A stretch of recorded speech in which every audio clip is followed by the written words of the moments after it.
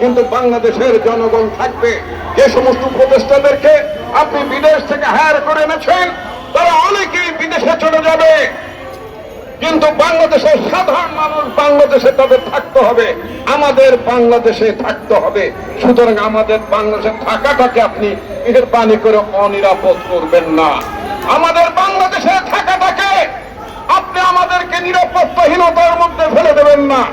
আমাদের বাংলাদেশের নাগরিক আমরা যারা এই দেশে থাকি আমাদের বসবাসকে আপনি অনিশ্চয়তার মধ্যে ঠেলে দেবেন না। যেমন সিরিয়ায় হয়েছে, আপনার ইসরায়েলে হচ্ছে, হামাসের ওখানে হচ্ছে, জর্দানে হচ্ছে, এমনি ধরনের পরিস্থিতি যাতে বাংলাদেশে না হয় সে ব্যাপার আপনাকে মনে রাখা দরকার।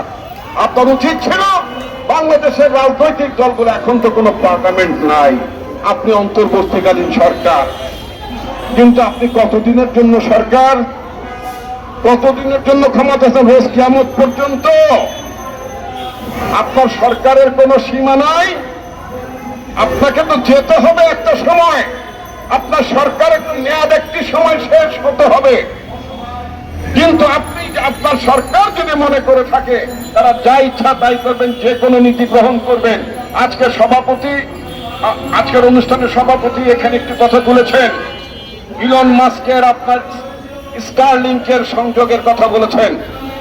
এখানে পররাষ্ট্র মন্ত্রণালয়ের সামনে কথা বলছে, পররাষ্ট্র মন্ত্রণালয়ে যারা আছেন তাদের যদি জ্ঞান বুদ্ধির একটু অভাব হয়, কারণ দেশটা তো মাত্র 54 বছর হয়েছে বয়স, যাদের যে সমস্ত দেশের বয়স 100 বছর, 200 বছর, 500 বছর, সেই সব দেশের একটু অভিজ্ঞতা গ্রহণ করেন। অতদূর যাওয়া দরকার না, শুধু ভারতের দিকেও যদি তাকান, ভারতও কিন্তু স্টারলিংকে অপারেট করার পারমিশন দিয়েছে। আমাদের অনেক দ্রুত গতির ইন্টারনেট লাগবে, এটা সত্য, কিন্তু দেশ বিক্রি করে না।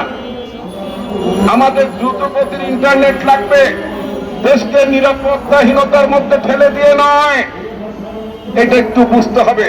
ভারত কিন্তু স্টারলিংকে পারমিশন দিয়েছে, কিন্তু সেটা কিন্তু ভারতীয় কোম্পানির আওতায় করতে হবে। একেবারে স্বাধীনভাবে স্টারলিংকে পারমিশন দেয়নি, তারা সেখানে রিলায়েন্স জিওকে তারা পারমিশন দিয়েছে, ওখানকার এয়ারটেল কোম্পানিকে পারমিশন দিয়েছে, যাতে করে স্টারলিং এয়ারটেল এবং রিলায়েন্স জিওর মাধ্যমে তাদের অপারেশন চালায়।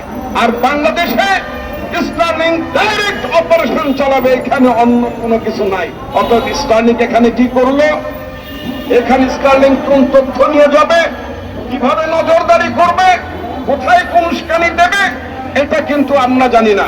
বাংলাদেশের কোম্পানি আছে সরকারের, বাংলাদেশের নিজেদের একটা কোম্পানি আছে টেলিটক, সেই টেলিটকের আওতায় আপনি দিতে পারতেন। এমনকি আপনার নিজের কোম্পানি আছে গ্রামীণ ফোন, তার আওতায় দিতে পারতেন, কিন্তু স্টারলিংকে এইভাবে এককভাবে একেবারে ছেড়ে দেওয়াটা মোটেই ঠিক হয়নি।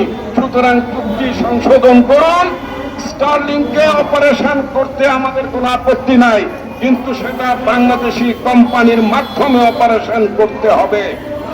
বাংলাদেশের কোম্পানির বাইরে স্টারলিংকে ইন্ডিপেন্ডেন্টলি স্বাধীনভাবে অপারেশন করতে দেয়া ঠিক হবে না। এটা রাষ্ট্রের ইন্টিগ্রিটি, রাষ্ট্রের সভরেন্টির ব্যাপারে ভবিষ্যতে নিরাপত্তার সংকট দেখা দিতে পারে। বন্ধুগণ, আজকে শুধুমাত্র কথাটি বলতে চাই, বাংলাদেশের রাজনৈতিক দলগুলো যেহেতু পার্লামেন্ট নেই, যে কোনো গুরুত্বপূর্ণ সিদ্ধান্ত গ্রহণের আগে রাজনৈতিক দলগুলোর সাথে, নেতৃবৃন্দের সাথে আলাপ আলোচনা করতে হবে।